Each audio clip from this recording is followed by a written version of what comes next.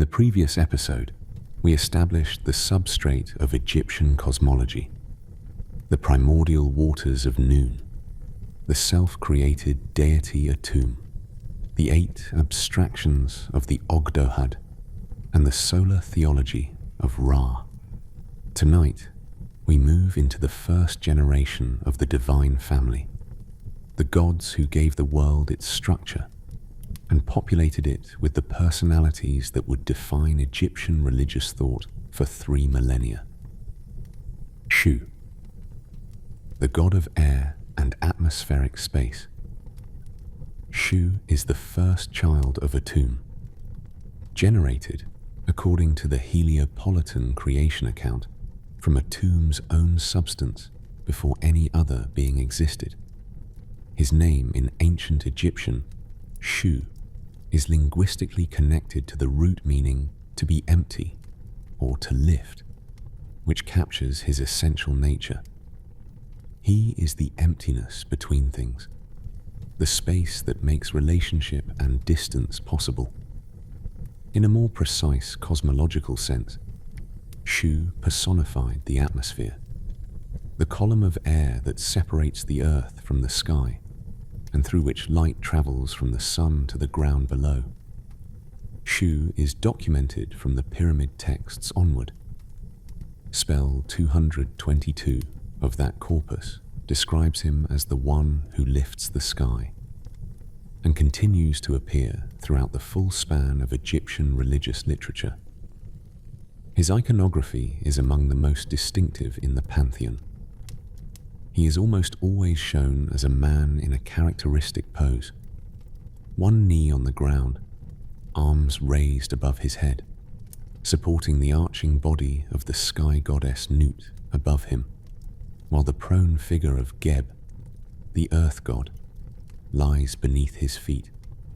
This image, Shu as the spatial gap between earth and sky, literally holding the two apart, appears on the interior of coffin lids, on the walls of the tomb of Ramesses VI, in the Valley of the Kings, and in numerous papyrus illustrations of the Book of the Dead.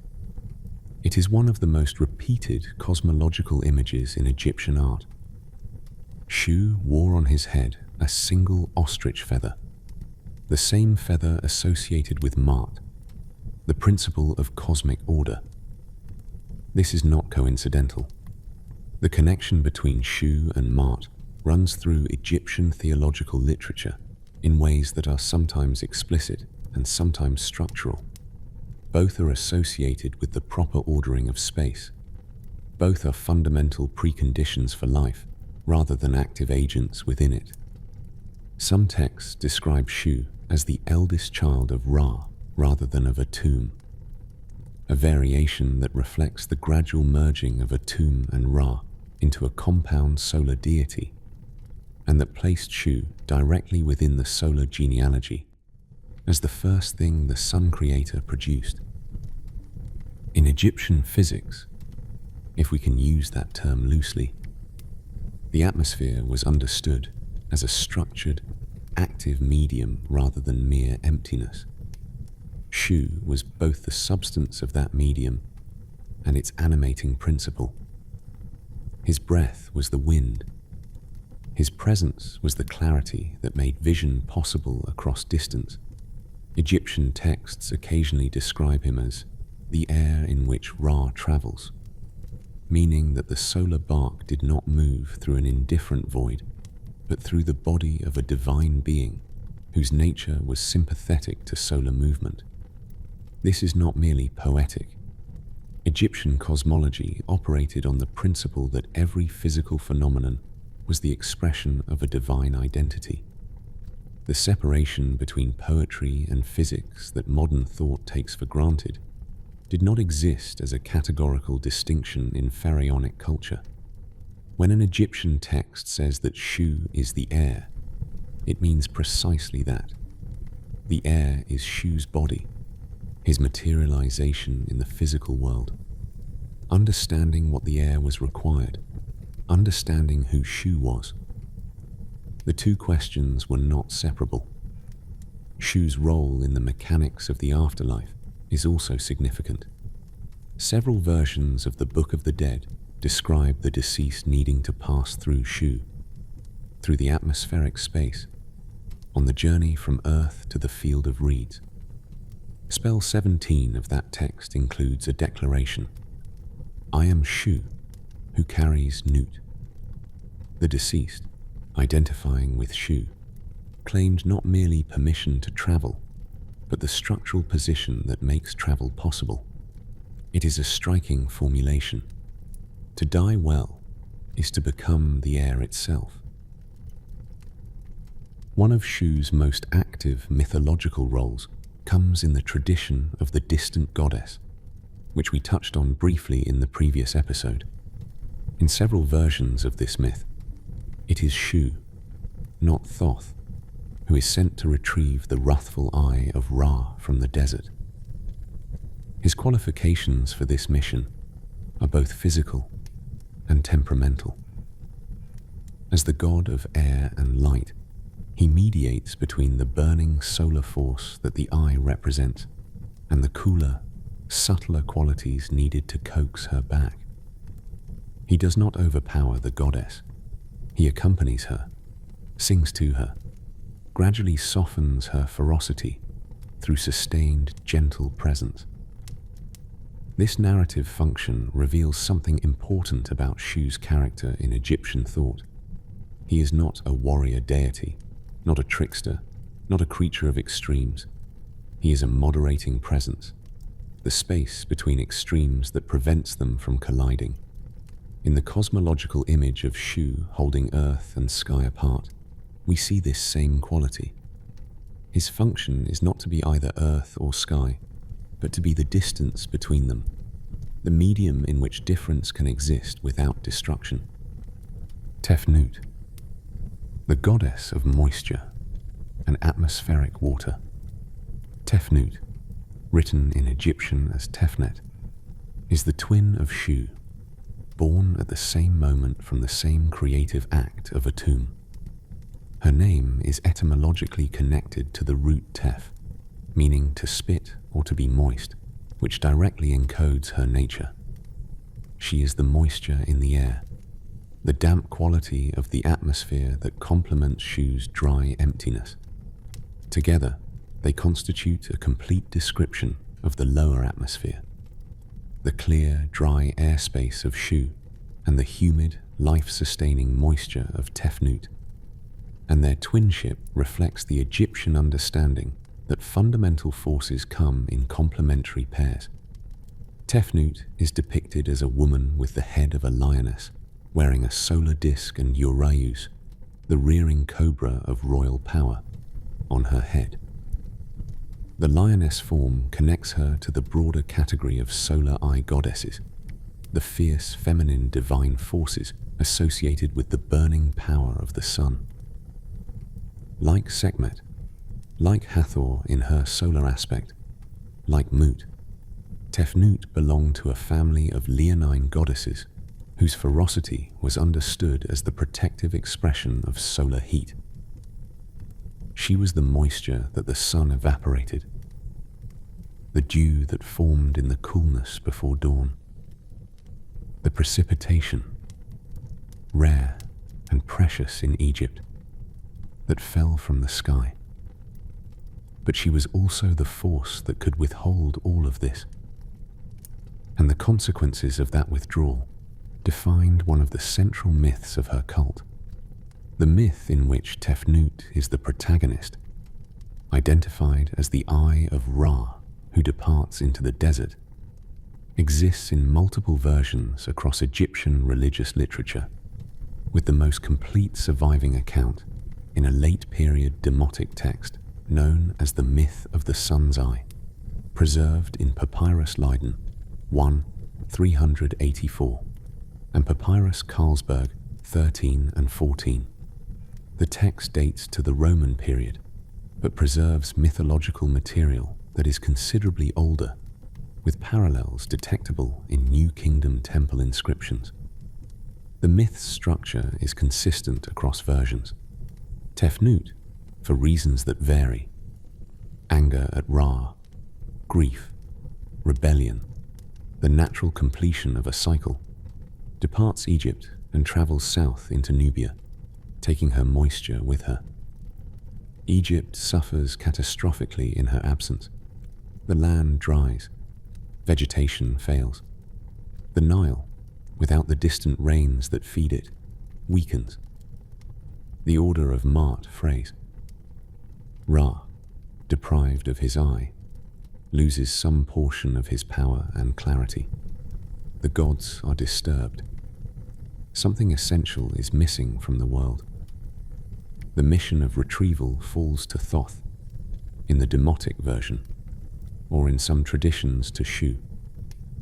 The intermediary travels to Nubia and finds Tefnut in her fiercer, leonine form, a dangerous, unpredictable animal goddess surrounded by the red desert, burning with solar intensity and not inclined toward return. The retrieval is not accomplished by force. Instead, the intermediary sings, tells stories, performs music, recounts the superiority of Egypt's lush Nile Valley over the barren desert. He flatters, coaxes, and gradually gentles the fierce goddess back toward civilization. The journey home is long and processional. Various Nubian and Egyptian communities perform rites of welcome as the goddess passes through. And when Tefnut finally arrives back in Egypt, the land blooms. The flood returns. The dew falls again.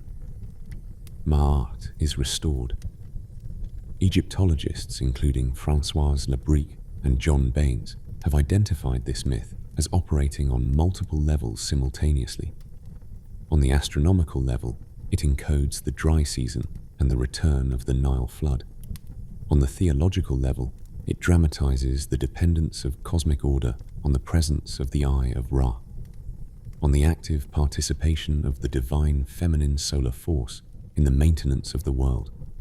On the ritual level, it provided a narrative template for festivals and processions in which goddess statues were transported between temples. Most notably, the annual procession of Hathor from her temple at Dendera to the temple of Horus at Edfu, a 12-day journey upriver that reenacted the return of the distant goddess each year.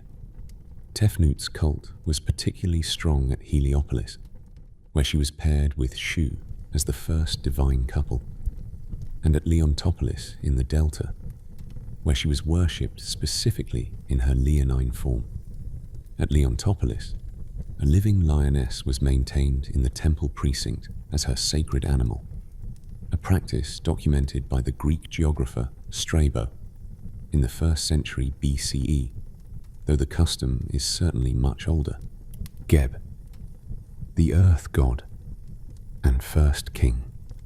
Geb is the earth, not a deity who governs the earth or dwells within it, but the physical earth itself conceived as a divine being.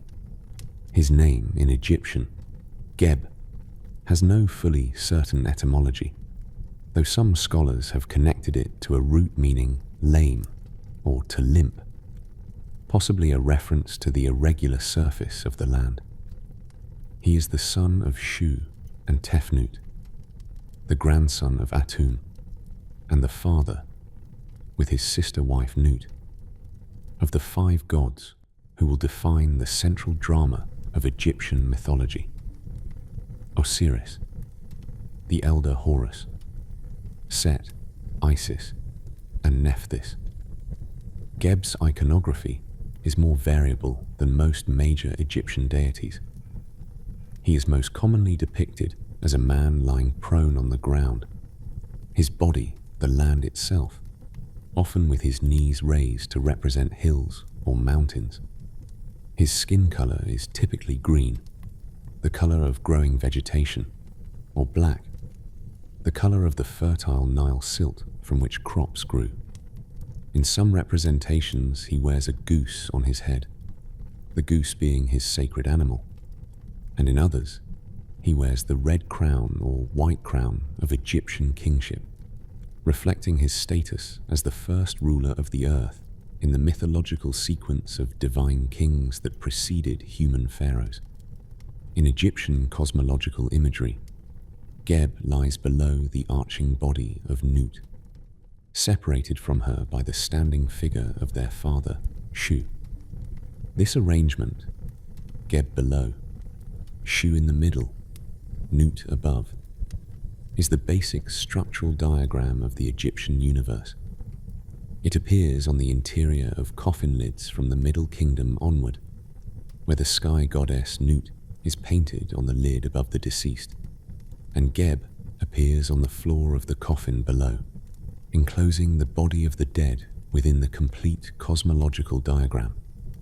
To lie in such a coffin was to be positioned at the center of creation, between earth and sky, between Geb and Nut, in the place where life happened. Geb's political role within Egyptian theology is as significant as his cosmological one. He was understood to be the original king of Egypt, the first ruler of the land, in the age before human governance, when the gods themselves ruled directly. The sequence of divine kingship documented in Egyptian religious texts runs from Ra or Atum, who ruled first, through Shu, through Geb, and then to Osiris, with subsequent rule passing through Set to Horus, at which point the divine succession connects to the historical institution of the pharaohnate.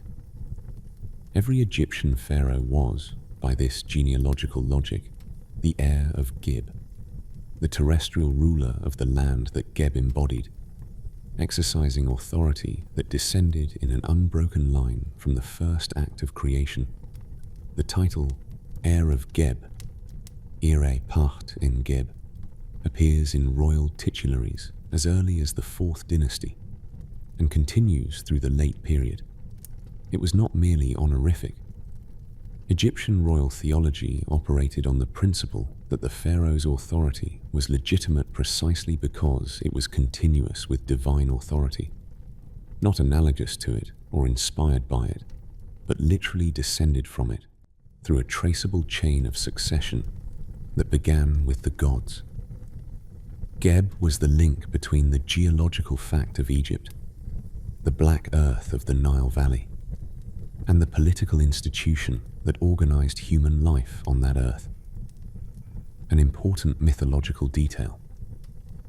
Geb was also understood as the judge who ultimately adjudicated the dispute between Horus and Set over the kingship of Egypt.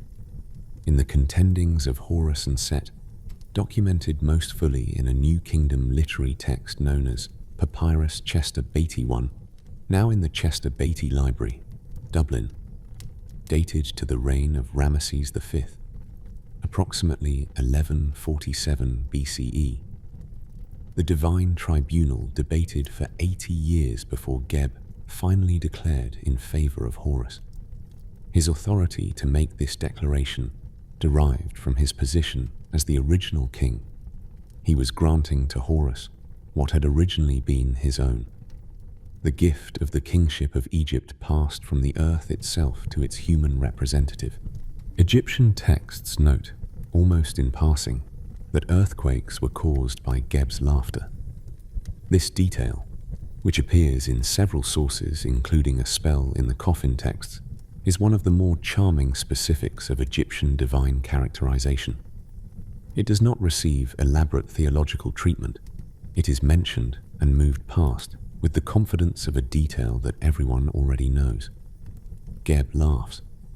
The earth shakes. The physical phenomenon is explained by the personality of the divine being who embodies the physical substrate. It requires no further elaboration. This kind of mythological precision, the specific mechanism by which a god's personality produces a natural phenomenon, is characteristic of Egyptian theological thought at its most relaxed. The major theological texts are formal, precise, and often abstract. But running through Egyptian religious literature is also this other register. Confident, specific, almost domestic. The gods have habits. They have preferred foods, specific sensitivities, particular forms of humor. Geb laughs. The ground moves. Of course. Nut, the sky goddess. Nut, Egyptian Nut, a word etymologically related to the word for sky, pet, is the goddess of the heavens, the divine body that constitutes the vault of heaven itself. She is the daughter of Shu and Tefnut, the sister wife of Geb, the mother of Osiris, the Elder Horus, Set, Isis, and Nephthys. Her importance in Egyptian religious culture is visible in the sheer frequency and consistency of her representation across 3,000 years of art and text. The canonical image of Nut is one of the most visually distinctive in Egyptian art, a woman whose elongated, often star-covered body arches over the earth in a great curve, her fingertips touching the western horizon, and her toes the eastern, her belly the dome of the sky above. This image appears in an enormous range of contexts: on the ceiling of temples, on the underside of coffin lids, on papyrus illustrations, on the walls of royal and non-royal tombs alike. The tomb of Ramesses VI in the Valley of the Kings, Valley Tomb K59, dated to approximately 1137 BCE, contains particularly elaborate astronomical ceiling paintings of Nut, showing two complete images of her arching body, one for the day sky, one for the night, with the solar disk shown traveling through each in sequence. This double Nut composition is one of the most complete surviving visual representations of Egyptian solar cosmology. Nut's body was understood to be literally populated with stars. The stars were her ornaments, painted on her skin, constituting the night sky that her arching form created. During daylight hours, the stars were inside her. She had swallowed them at dawn and would release them again at dusk. This same mechanism applied to the sun.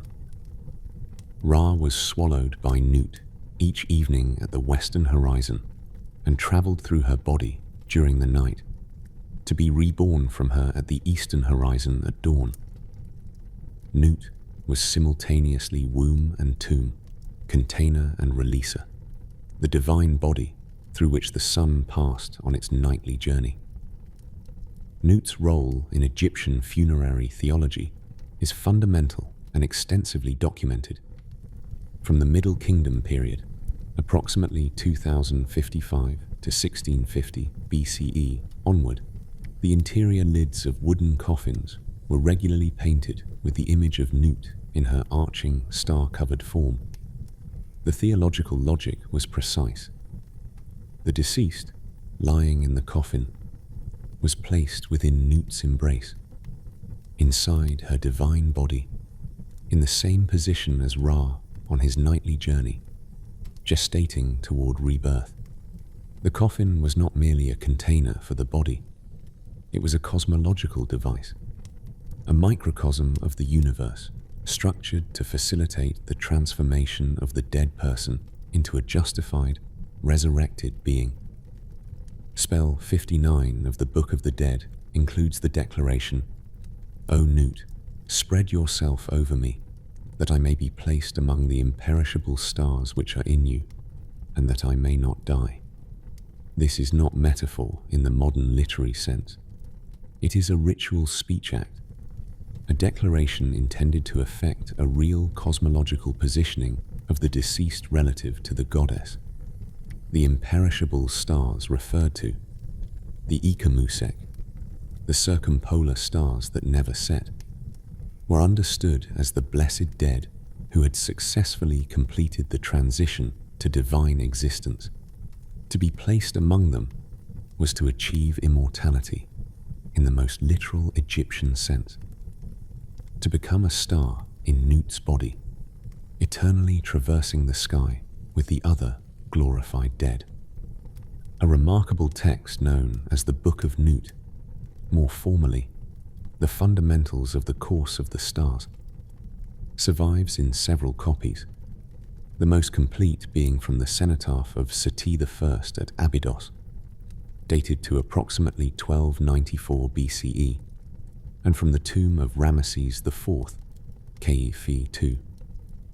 It is a systematic astronomical and mythological treatise describing the movements of stars through Nut's body, their periods of visibility and invisibility, and the theological significance of the various stellar groups.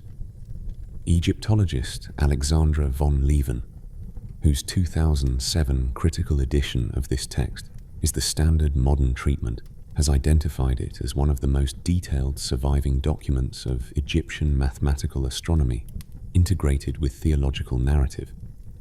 A genuinely technical, astronomical text that simultaneously functions as a religious statement about the nature of the sky goddess. The myth of the separation of Nut and Geb, the event by which the world acquired its present structure, is documented in the pyramid texts and elaborated in later sources. The account is cosmogonically fundamental. Before Shu intervened, Nut and Geb were locked together in an undifferentiated embrace, earth and sky pressed against each other with no space between. In this condition, no line was possible. There was no room for anything to exist between the two divine bodies. Ra commanded Shu to separate them, and Shu accomplished this by inserting himself into the space between Geb and Nut, lifting the sky goddess up and holding her at the height she occupies today. Nut, held above the earth, wept. Geb, lying below, could not reach her. This separation was simultaneously the precondition of the world's existence and a permanent, cosmological grief, the original form of longing built into the structure of reality itself. Egyptian religious texts do not present this as a tragedy to be resolved. It is simply the condition of things. The world exists because Nut and Geb are separated. To restore their union would be to end the world. Shu stands between them forever, and this is correct. The myth also contains a politically encoded dimension that Egyptologists including John Baines and Yaramir Malek have noted. The separation of sky and earth and the establishment of the atmospheric space between them mirrors the Egyptian understanding of the separation of order from chaos, of Kemet, the Black Land, Egypt, from Dishret, the Red Land, the desert. The ordered inhabited world is precisely the space that exists between extremes, between the sky above and the underworld below, between the desert on either side of the valley. Shu's act of separation is, in this reading, the original act of political ordering, the creation of the habitable middle ground. The birth of Nut's 5 children requires a separate explanation, because the circumstances of those births are themselves an important mythological event with specific astronomical content. Ra, according to the Heliopolitan tradition, decreed that Nut could not give birth on any day of the year. The reasons for this prohibition vary across sources. Some accounts suggest Ra was angered by Nut's relationship with Geb, others that he foresaw the children as a threat to his power. Whatever the cause, the decree was specific. The 360 days of the Egyptian civil calendar were all forbidden to Nut. The solution was provided by Thoth, through a stratagem involving the moon. The original Egyptian civil calendar consisted of 12 months of 30 days each, 360 days, which did not align with the actual solar year of approximately 365 and a quarter days. This discrepancy was known to Egyptian astronomers and was a source of ongoing calendrical concern. In mythological terms, the 5 extra days needed to align the calendar with the solar year were won by Thoth in a gambling contest with the moon god Khonsu, or in some versions with the moon itself, in a game of Senet, or a similar board game. Thoth won a fraction of the moon's light on each game, accumulating enough to add 5 complete days to the year. These 5 days, the Epagomenal Days, from the Greek epagomene, those that are added on, fell outside the official calendar. They belonged to no month. They were, in a legal theological sense, outside the year entirely, and therefore outside Ra's prohibition.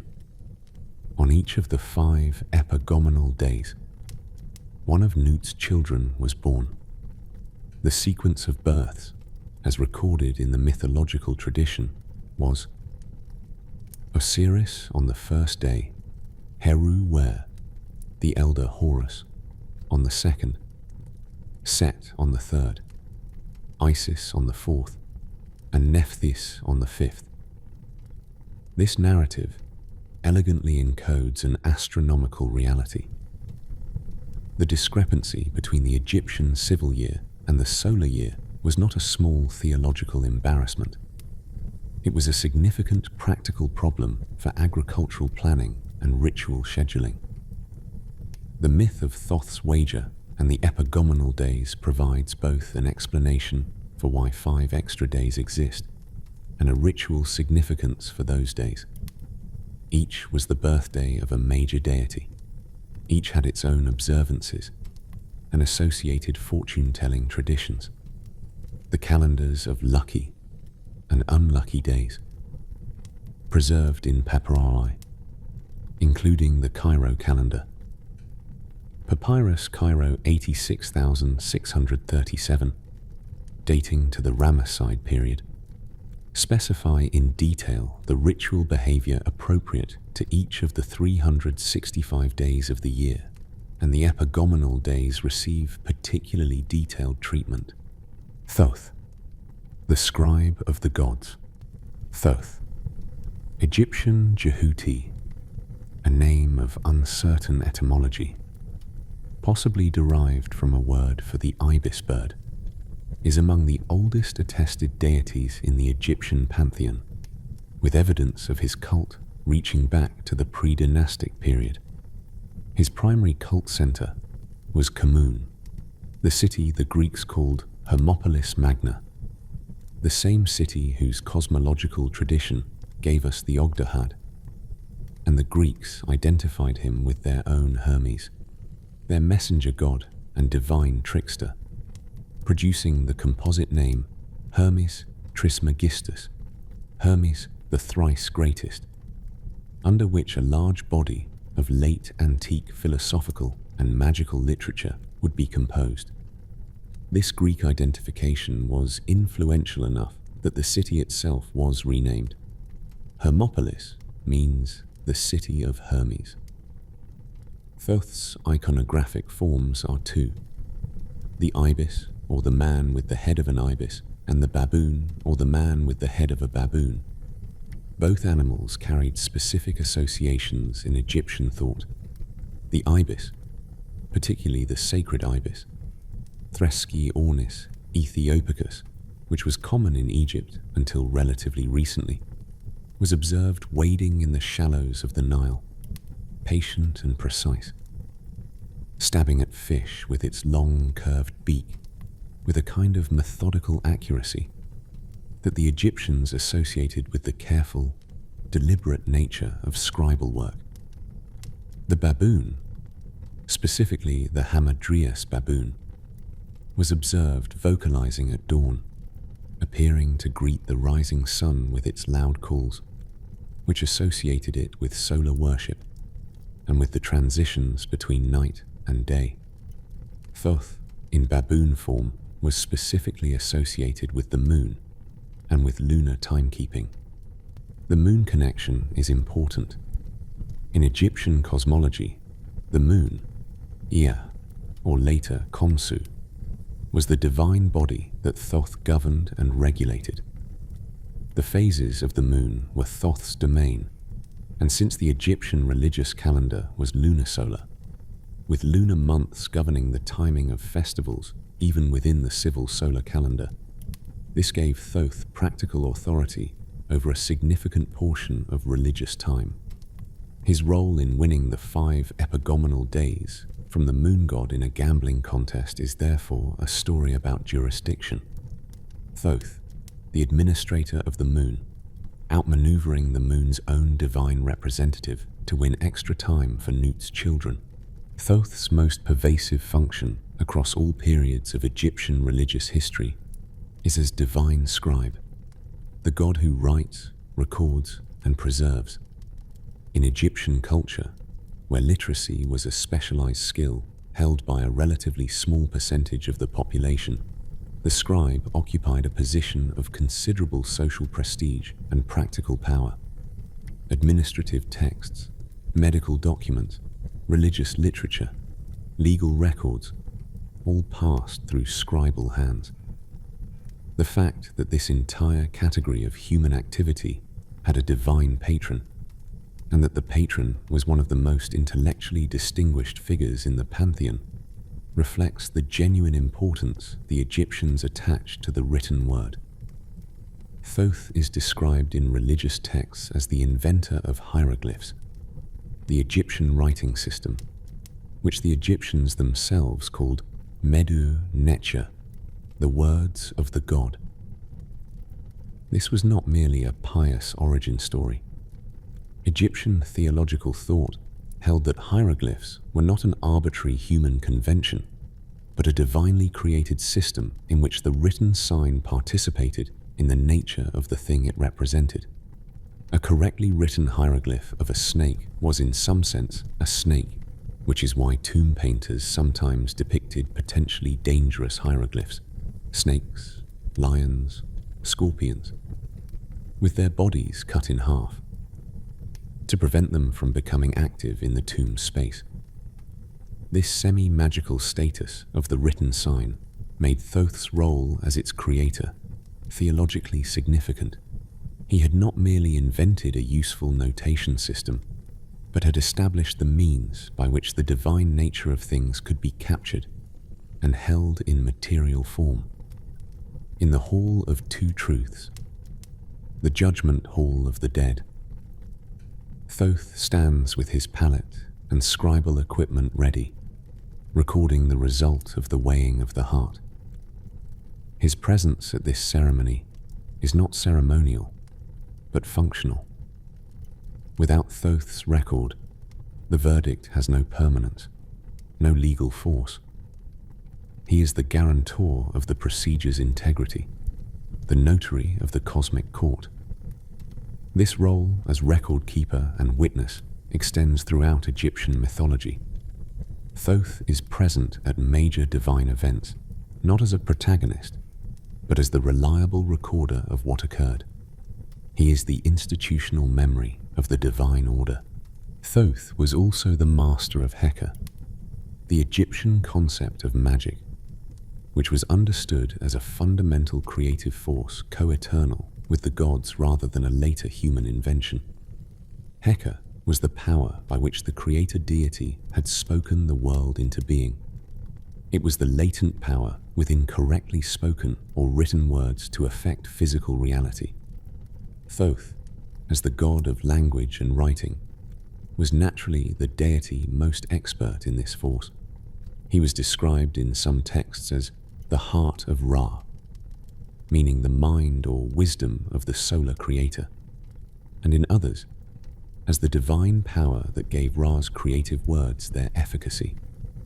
The so-called magical papyri, a large corpus of Greek, Demotic, and Coptic magical texts from Roman Egypt, collected by scholars under the title Papyri Graecae Magicae, frequently invoke Thoth under his Greek name Hermes, or his full syncretic title Hermes Trismegistus, and attribute to him the authorship of numerous spells, healing formulae, and ritual procedures. This attribution reflects a tradition already well established in the pharaonic period. Medical and magical texts were often framed as things that Thoth had composed, or that had been found in Thoth's own library, lending them divine authority. The Edwin Smith Papyrus, held at the New York Academy of Medicine, dated to approximately 1600 BCE, but containing material substantially older, and the Ebers Papyrus, Leipzig University Library, approximately 1550 BCE, two of the most important surviving Egyptian medical texts, both open with invocations and narrative framings that place their contents within a tradition of divine knowledge, traceable to the gods. Thoth, as the scribe of the divine, is implicitly present in this framing. The physician who used these texts was understood as a practitioner of Heka, as much as of physical medicine, and the two were not clearly distinguished. Thoth appears repeatedly in the narrative of the divine dispute between Horus and Set, in a characteristically mediating and procedural role. In Papyrus, Chester Beatty 1, which contains the most extensive literary version of this story, Thoth is frequently the voice of reason in the divine tribunal, the deity who argues for the correct legal principles when other gods are swayed by politics or personal preference. At one point in the narrative, when Ra has withdrawn from the proceedings in irritation, it is Thoth who sends the letter that eventually recalls Neith, the ancient war goddess, to provide an outside opinion. He is the facilitator, the drafter of correspondence, the keeper of procedural order. In one particularly significant episode, Thoth transforms the semen of Set, which Set had attempted to use to establish dominance over Horus, into a golden disc, which he then places on his own head. This act, bizarre in isolation, makes theological sense within Egyptian symbolic logic. The solar disc, transferred to Thoth's head, identifies him momentarily with the solar principle, and simultaneously neutralizes Set's attempted dominance by redirecting its power into a cosmologically appropriate form. Thoth absorbs what could have been a disruption and transforms it into a symbol of order. This is, in miniature, what he always does. The Five Children of Nut. Introduction to the Ennead. The five gods born during the 5 Epagomenal Days constitute the third generation of the Heliopolitan Ennead, the divine council of 9 that formed the theological backbone of Heliopolitan religious thought. Together with Atum, Shu, Tefnut, Geb, and Nut, they complete the 9. Atum, Shu, Tefnut, Geb, Nut, Osiris, the Elder Horus, Set, Isis, Nephthys. These 9 deities were understood as the essential structure of divinity, the minimal set from which all other divine activity derived. The term Ennead, Pesjet in Egyptian, literally the 9, appears in religious texts from the Old Kingdom onward, and continues as a theological category through the Ptolemaic period. Each of the 5 children represents a distinct theological domain and their interrelationships, the love of Osiris and Isis, the antagonism of Osiris and Set, the mediating function of Nephthys, the contested kingship that will produce Horus, form the central narrative of Egyptian mythology. We will introduce each briefly here, reserving the full account of their stories for the episodes that follow. Osiris, the first king and lord of the dead.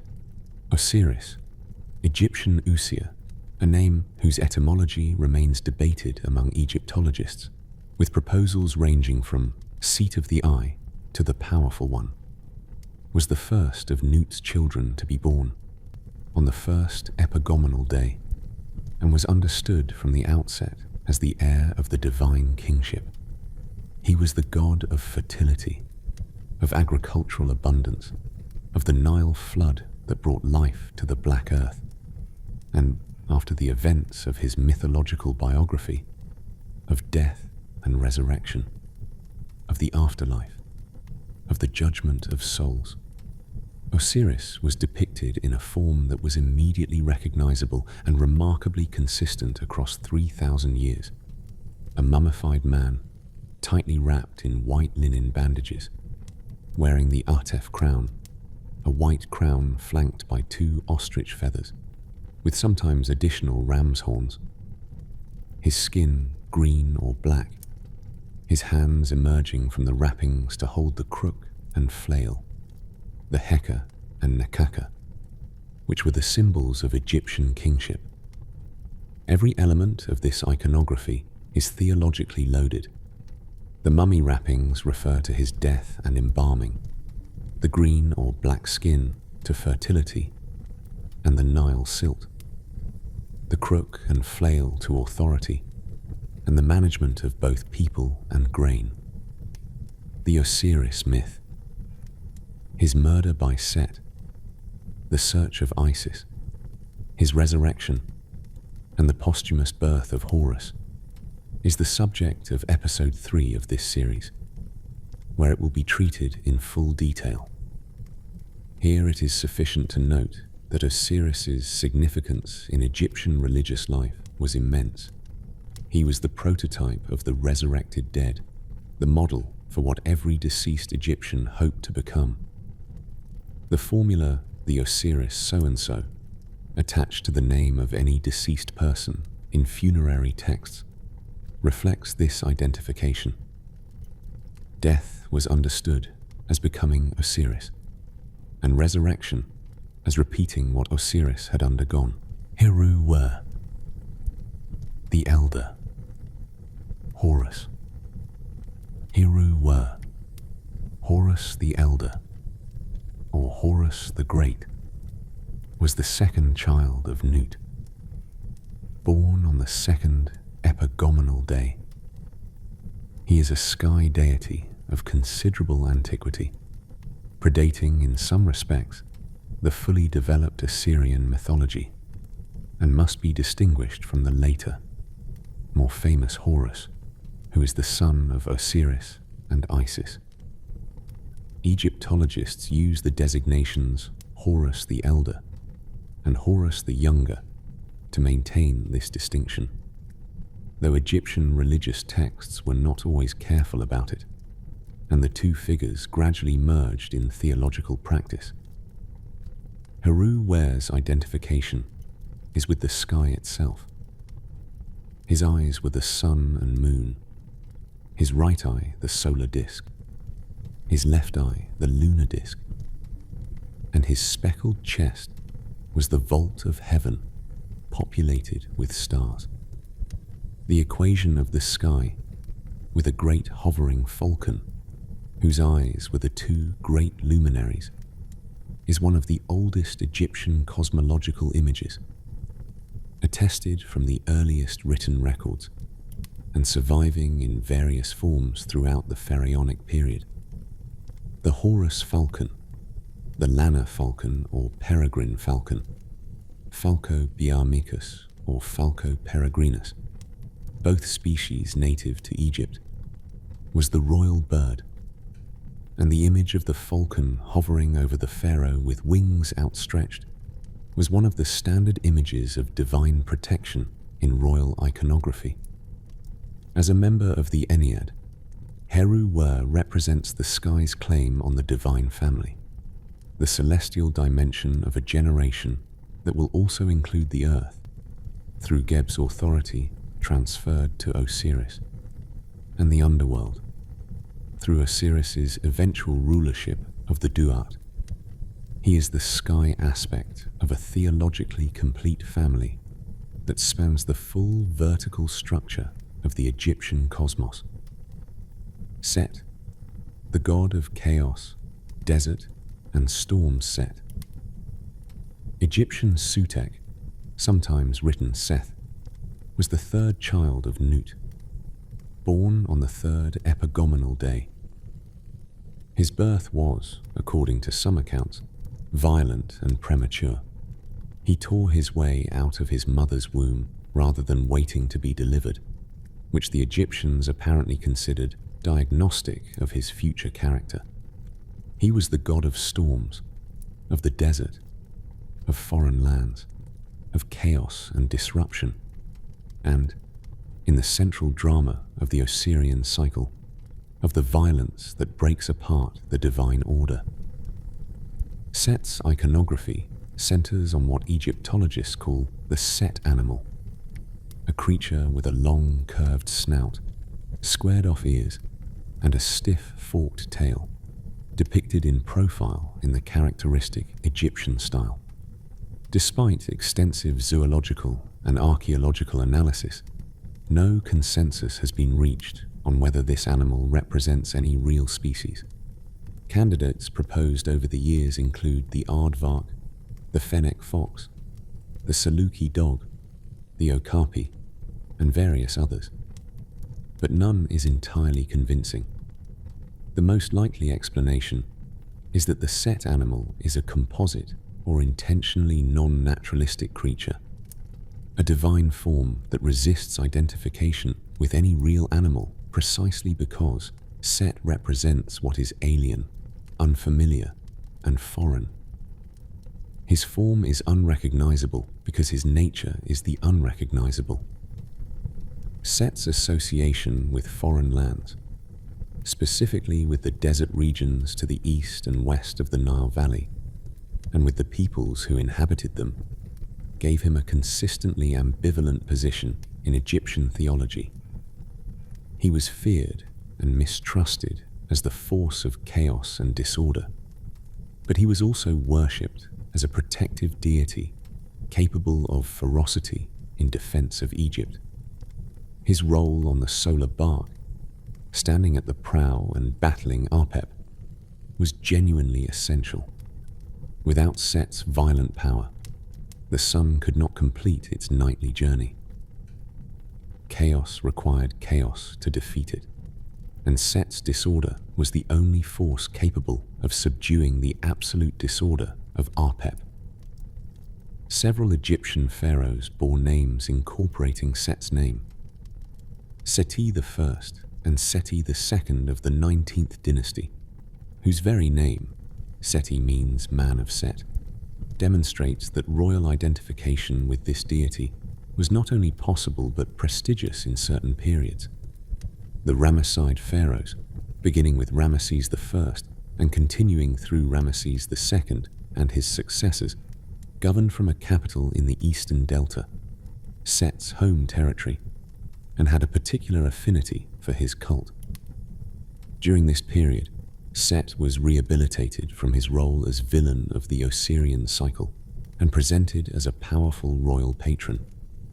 The tension between these two aspects of Set, murderer of Osiris, champion of Ra, was never fully resolved in Egyptian theology and may not have been intended to be.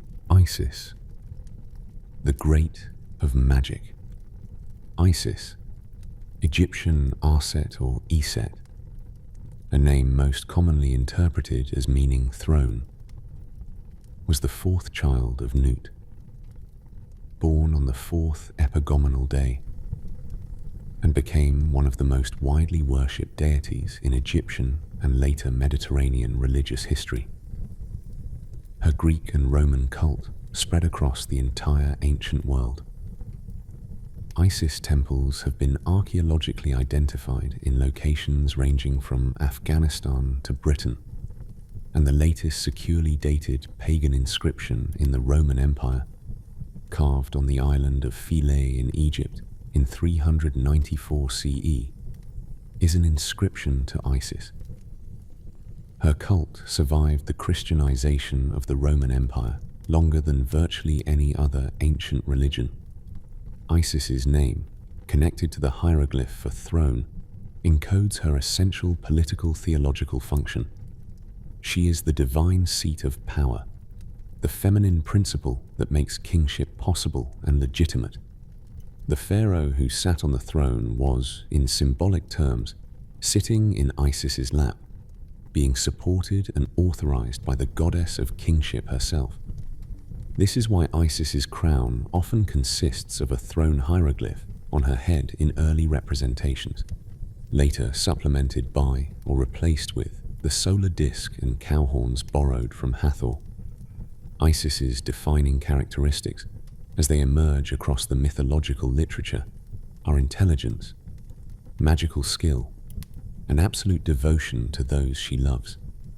She is described in texts including the Great Hymn to Osiris, Stele of Ahmenmose, Louvre c. 286, dated to the 18th dynasty, as more clever than a million gods, as excellent of tongue, never failing of speech, as effective of command. These are the qualities of a divine administrator and strategist, not merely a grieving wife. When Osiris is killed, it is Isis who devises the plan to resurrect him. When Horus is threatened, it is Isis who hides and protects him. When Set attempts to claim the throne permanently, it is Isis's legal maneuvering within the divine tribunal that repeatedly undermines his position. Isis was the goddess of magic, Heka, in its specifically protective and healing application. She was invoked in medical texts for the healing of snakebite, based on the myth of Ra's snakebite, in which she healed the solar god. For the protection of children, based on her protection of the infant Horus in the marshes,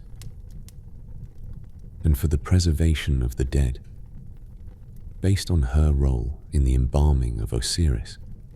Her magic was distinguished from that of Thoth by its emotional quality.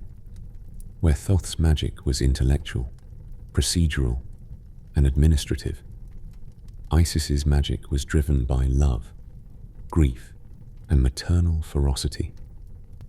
Both were described as extremely powerful, their power derived from different sources. Nephthys, the lady of the house. Nephthys, Egyptian Nebet Het, meaning lady of the house, or mistress of the enclosure, was the fifth and last of Nut's children, born on the 5th Epagomenal Day. She was the wife of Set and the sister of Osiris and Isis, and her mythological position is in many ways defined by these relationships. She is the insider who crosses to the other side, the wife of the destroyer, who allies herself with the destroyed. Nephthys's iconography is closely parallel to that of Isis, with the distinguishing mark being the hieroglyphs for lady and house that she wears on her head in place of Isis's throne symbol. The two goddesses appear together so frequently in Egyptian funerary art, facing each other at the head and foot of the sarcophagus, flanking the canopic chest that held the preserved organs, standing on either side of the scales in judgment scenes, that they form a visual pair, a complementary duality. Isis is the presence, Nephthys is the absence. Isis is life, Nephthys is the threshold of death. Both are required. Nephthys's specific domain was the liminal, the space between states, the moment of transition. She was present at death, guarding the threshold. She was associated with the dusk, as Isis was associated with the dawn, with the waning of things, with the hidden and the soon-to-be revealed. Egyptian funerary texts describe her as she who is behind. The presence at the back of the head. The deity positioned at the foot of the coffin, looking toward the head where Isis stands. The spatial arrangement encodes her theological function. Nephthys is always behind you, never quite visible, present at the moment of transition. Her role in the resurrection of Osiris, helping Isis search for the body, helping perform the embalming rites, helping with the spells that restored some form of life to the dead god, places her among the foundational figures of Egyptian mortuary religion. The fact that she was Set's wife did not prevent her from working against Set's interests when she judged Set to be wrong. In Egyptian theological terms, this is not hypocrisy, but a demonstration of Maat's priority. Cosmic order ranked above personal loyalty, and Nephthys chose correctly. We have now completed the full structure of the Heliopolitan Ennead. From the substrate of noon, through a tomb's act of self-creation, through the atmospheric pairing of Shu and Tefnut, through the cosmological bodies of Geb and Nut, and now to the 5 children born in the extra days of the year. The divine family is assembled. The stage is set. The characters are in place. In episode 3, we will enter the central drama of Egyptian mythology. The reign and murder of Osiris, the search of Isis, the resurrection of the dead god, and the long war of succession between Horus and Set. These are the stories that defined what it meant to be Egyptian for 30 centuries, and we will take our time with them.